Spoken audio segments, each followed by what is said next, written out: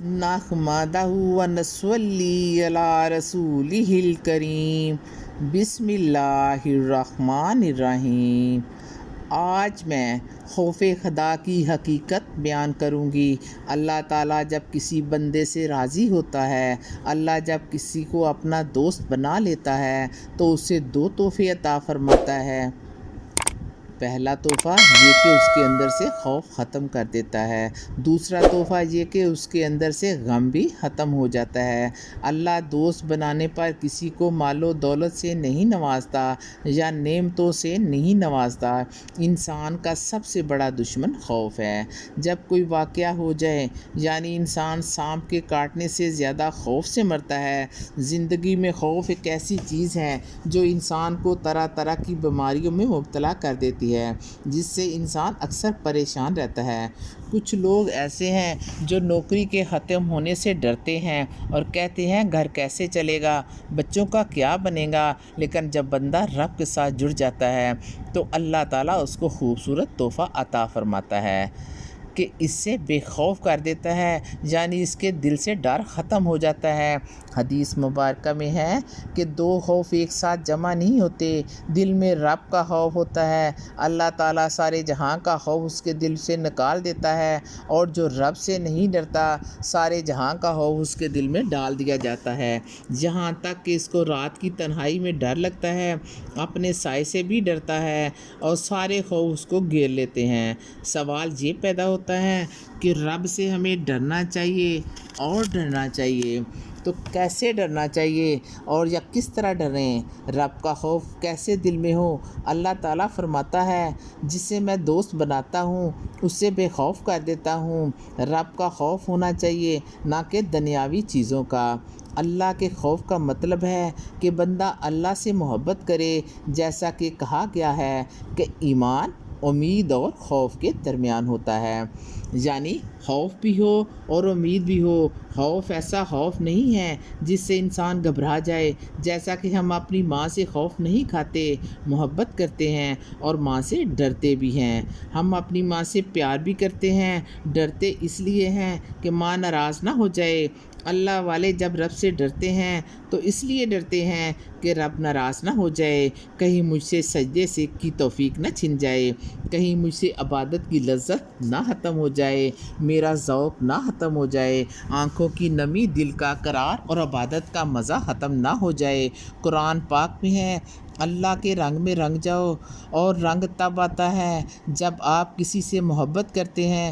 جب کسی کو کسی سے خوف ہو، خوف سے رنگ فک ہو جاتا ہے، جب کسی کو کسی سے محبت ہو تو رنگ چڑھ جاتا ہے۔ میرا رب بہت خوبصورت ہے، جمیل ہے، وہ کریم ہے، وہ رحیم ہے، وہ ستار ہے، وہ غفار ہے، وہ رحمان ہے، وہ رحیم ہے۔ الحمدللہ رب العالمین۔ رب کا مطلب ہے پالنے والا۔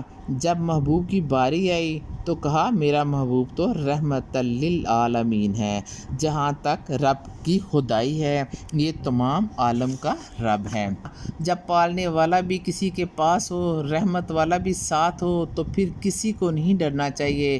انسان کے دل میں محبت کا ڈر ہوتا ہے کہ رب ناراض نہ ہو جائے، مجھ سے کہیں عبادت کی لذت نہ چھن جائے۔ ایک واقعہ ہے کہ سیٹھ صاحب نوکر کے ساتھ گاڑی میں جا رہے تھے۔ ملازم نے کہا کہ نماز کا وقت ہو گیا ہے، میں سیٹھ صاحب نماز پڑھ لوں۔ سیٹھ نے کہا کہ آگے کوئی پمپ آئے گا تو نماز پڑھ لینا۔ گاڑی چلتی رہی، آگے گئے تو ملازم نے پھر کہا سیٹھ صاحب میں نماز پڑھ لوں۔ سیٹھ صاحب نے کہا کہ جلدی جاؤ اور نماز پڑھ کر آؤ۔ گاڑی کو روک دیا، ملازم نے وضو کیا اور نماز پڑھنا شروع کر دی۔ سیٹھ صاحب گاڑی سے نیچے اترے اور مسجد کی دیوار کے پاس جا کر آوازیں لگانے لگے، کون تمہیں باہر آنے نہیں دے رہا؟ ملازم نے جواب دیا، وہی جو تمہیں اندر نہیں آنے دے رہا۔ یہ بندے کی دل میں خوف ہوتا ہے۔ اگر ہمیں سجدے کی توفیق نہیں ہے، اللہ کے خاص مہمانوں کو 5 وقت حاضری کا موقع ملتا ہے، اور جو خاص مہمان ہوتے ہیں ان کو تہجد کی حاضری کا بھی موقع ملتا ہے، اشراق کا بھی موقع ملتا ہے، اور چاشت کا بھی موقع ملتا ہے۔ تسبیح کی نماز بھی پڑھتے ہیں، اور جو جتنا پیارا ہوتا ہے اس کو سجدے کی توفیق ملتی جاتی ہے۔ ذکر ذکر کی توفیق ملتی جاتی ہے، قرآن پڑھنے کی توفیق ملتی جاتی ہے۔ ہمیں خود سمجھنا چاہیے کہ ہمیں رب سے محبت ہے کہ نہیں۔ نشستیں اصل میں یہی ہیں، رب کی محبت اور محبوب کا عشق۔ جو انسان اللہ پاک کی مخلوق پر غصہ کرتا ہے اور یوں وہ انسانوں کے دل سے اتر جاتا ہے اور بے عزتی کی دلدل میں گر کر ذلیل و خوار ہوتا ہے۔ ہر انسان کو جنت کے شوق میں عبادت نہیں کرنی چاہیے، ایسی عبادت تجارت کے زمرے میں آتی ہے، اور نہ ہی جہنم کے خوف سے کرنی چاہیے کہ یہ غلامی ہے، اور عبادت اس لیے کرنی چاہیے کہ میرا رب عبادت کے لائق ہے۔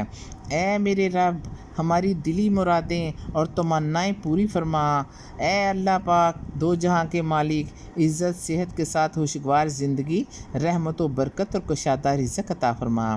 اے اللہ پاک، اے غفور رحیم، ہر دکھ بیماری پریشانی سے حفاظت فرما اور ایمان کی پختگی عطا فرما۔ یا اللہ، میری ہر صبح کا آغاز، میری محنت، تیری رحمت، میرا سفر اور تیری حفاظت، اور ہر شام کا اختتام میری توبہ اور تیری قبولیت سے ہو۔ یا اللہ، ہمیں 5 وقت کا نماز پڑھنے کی توفیق عطا فرما۔ آمین ثم آمین۔